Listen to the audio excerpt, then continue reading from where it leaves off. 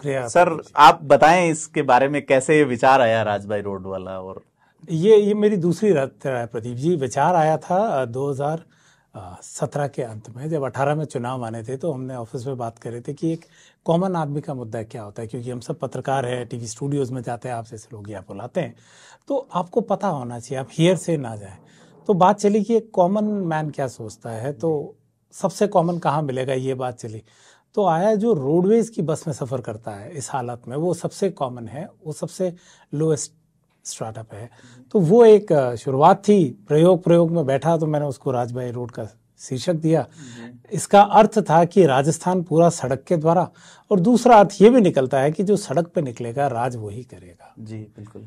तो विपक्ष के तौर पे था, तो वो पहला अनुभव बड़ा अच्छा था। उस वक्त इतना पॉपुलराइज भी नहीं हुआ। मैंने लिखा तो मेरे एक मित्र ने मुझसे कहा था कि मैं आपकी किताब लिखूंगा इस पे।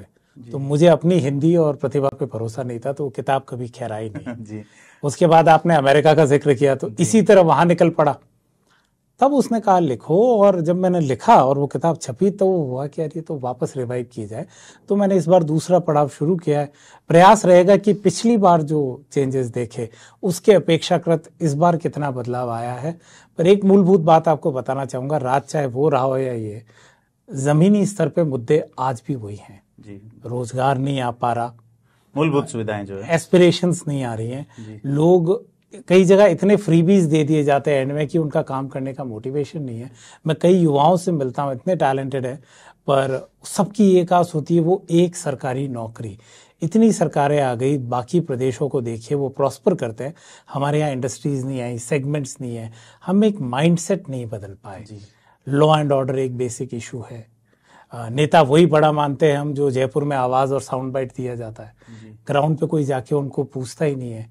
एक सामान्य तौर पे एक अधिकारी या एक एमएलए से मिलना एक छोटे आदमी के लिए कितना बड़ा टास्क है, कितना बड़ा संकट है, और उनकी आप गुहार पहुंचा भी दो तो सालों लग जाते हैं मूलभूत सुविधाओं को वहां तक पहुंचने के लिए। तो ये सारे अनुभव छोटे बड़े कई इंस्पिरेशनल होते हैं। कई लोग बताते हैं कि हम इतनी छोटी जगह से वहां गए, और मुझे खुद एक बड़ा सुखद आराम मिलता है कि जिस प्रदेश से हूं एटलीस्ट उसको जान तो पाऊं।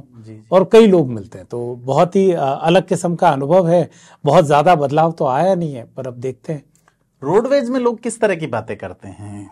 मसलन महिलाएं 33% छूट के साथ बैठती है, पुरुष जो है, सरकारी योजनाओं के कंटेक्स्ट में अपन बात कर रहे हैं।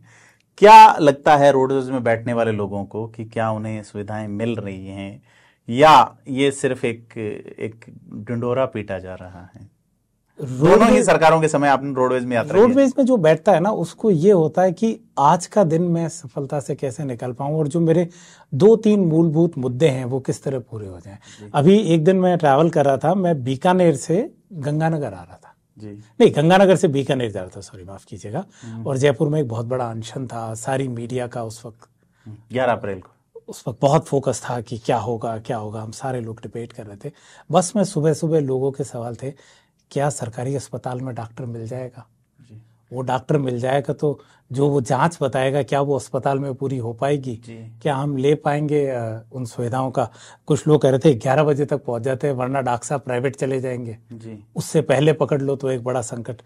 फिर एक संकट समझ में आता है कि जो युवा होते हैं, तो कई बच्चे थे परीक्षाओं की तैयारी में, कहते वो बात कर रहे, कहते कि अब घर वाले कह रहे आखिरी मौका है भाई, 27 साल के होने को आए, अब अगर मास्टरी नहीं मिली, सरकारी नहीं मिली, काम धंधा कर लो। पेपर आउट और उससे पेपर आउट से पीड़ित होते हैं, पेपर आउट का होता है। और आप ये सब छोड़िए, हम लॉ एंड ऑर्डर की बात करते हैं।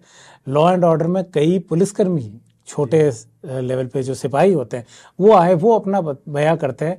कई सिपाही कहते हैं साहब हम नौकरी में 7-8 साल से हैं, अभी भी उम्मीद कर रहे हैं कोई दूसरी सरकारी नौकरी मिल जाए, मास्टर की परीक्षा में बैठ जाएं। हमारा जीवन बदतर हो चुका है इस सरकार में। किस तरह से लोकल जो नेता होते हैं स्थानीय, वो उनके ऊपर प्रेशराइज करते हैं, तो ये सारे होते हैं। तो एक मूलभूत व्यक्ति के लिए ना ये विकास मायने रखता है और ना कोई और बात। उसका आज का दिन और आज की सुविधा और आज का संकट मिट पाएगा या नहीं, ये बहुत बड़ा चैलेंज है। सर, हमारे साथ जुड़ने के लिए बहुत बहुत धन्यवाद। Thank you. और आप सभी से अपील है कि थिंक 360 से जुड़ने के लिए सब्सक्राइब करें हमें।